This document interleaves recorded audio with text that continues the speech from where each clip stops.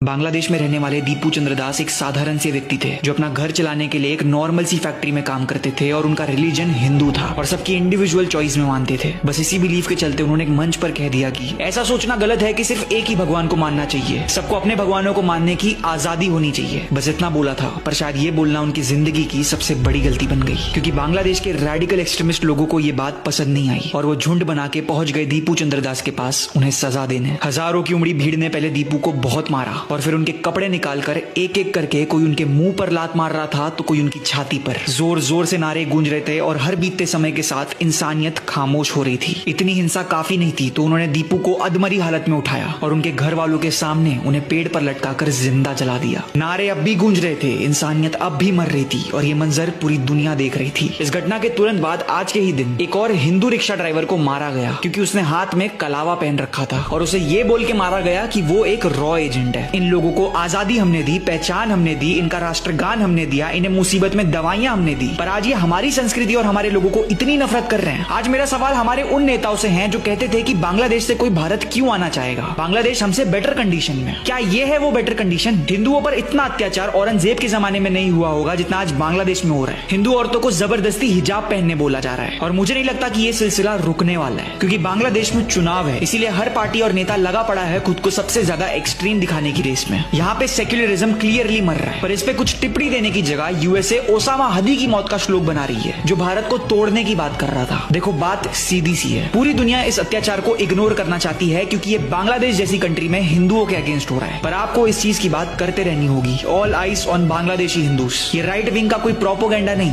ये हमारे पड़ोस की कड़वी सच्चाई है जो इग्नोर नहीं होनी चाहिए। फॉलो कर दीजिए इंडिया इन लास्ट 24 आवर्स को देश और दुनिया की ऐसी सच्चाई जानते रहने के लिए।